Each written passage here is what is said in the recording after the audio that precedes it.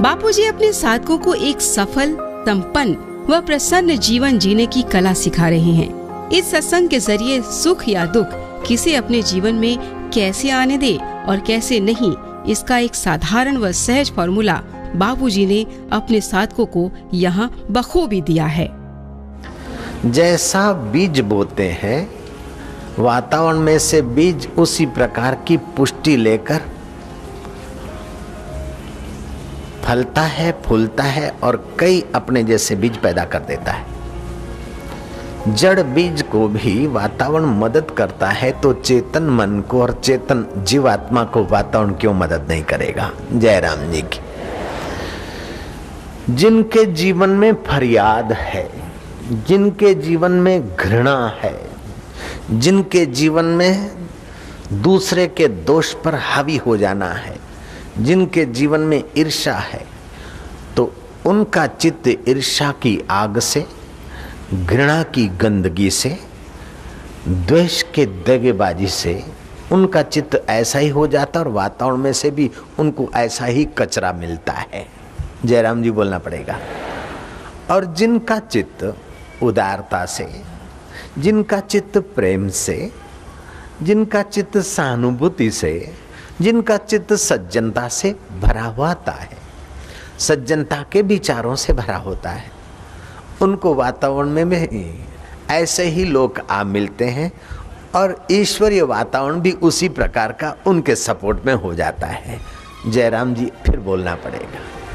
तो ये दो बातें आप कृपा करके आत्मसात कर लीजिए।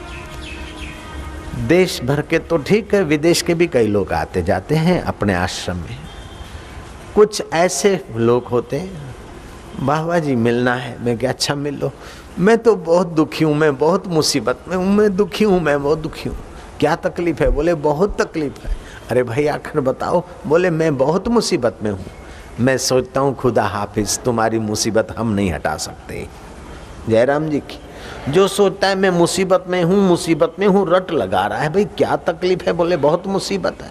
अरे क्या मुसीबत है? बोले बहुत तकलीफ है, बहुत मुसीबत है। जो मुसीबत का चिंतन करता है, मुसीबतें उसके वहाँ होम डिलीवरी होने लगती है।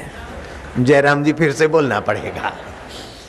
और जो खुशियों का चिंतन करता है, जो माधुर्य का चिंतन करता है, जो पूरे हैं वे मर्द जो हर हाल में खुश हैं, मिला अगर माल तो उस माल में खुश हैं, हो गए बेहाल तो उस हाल में खुश हैं, कभी ओढ़े टाट तो कभी बाट में खुश हैं, पूरे हैं वे मर्द जो हर हाल में खुश हैं।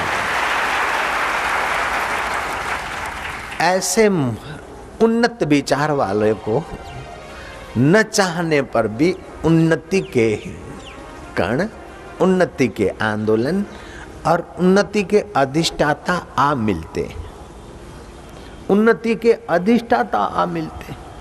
और जो घृणा और नफरत के विचार करता है, उसको फिर वातावरण में से और अपने चित्त में से वही कचरा आ मिलता है। जिसके मन में खटक है वही अटक रहा, जिसके मन में खटक नहीं उसको अटक कहाँ। मैं बचपन में तीसरी क्लास में पढ़ता था, तब की एक पाठ्य पुस्तक की बात मुझे बहुत प्यारी लगी, अभी तक याद है। दो मित्र थे, एक सदा सुखी और दूसरा सदा दुखी। हेडिंग था सदा सुखी। दोनों साथ में पढ़े और जब बड़े हुए तो अपना अपना व्यवसाय। सदा दुखी रहने वाला, दुख के विचार करने वाला व्यापारी था और सुख के विचार करने वाला इंजन ड्राइवर था। दोनों मिलते थे। वो दुखड़ा रोता था कि क्या करें, धंधा तो ठीक चलता है लेकिन बही खाते लिखने पड़ते हैं, क्या करें, सुबह जल्दी जाना पड़ता है, क्या करें, पास में दुकान खुली तो कॉम्पिटिटर बढ़ गए, क्या करें, ये है वो है, बड़ी मुसीबत है, बड़ा दुखी हूँ। तेरा क्या हाल है? बोले मैं तो बड़ा सुखी हूँ। बोले क्या सुखी है? कभी रात को 12 बजे ड्यूटी लग जाती तेरी, कभी सुबह 6 बजे, कभी रात को 9 बजे, तो कभी दिन को दोपहर को 2 बजे तेरे इंजन ड्राइवर की ड्यूटी का कोई ठिकाना नहीं, खाने का ठिकाना नहीं, सोने का ठिकाना नहीं, बैठने का ठिकाना नहीं, मिलने का ठिकाना नहीं। तू कब कहाँ घूमता फिरता है, तेरी ज़िंदगी तो एकदम बेकार है। बोले नहीं यार, बड़ी मज़े की ज़िंदगी है।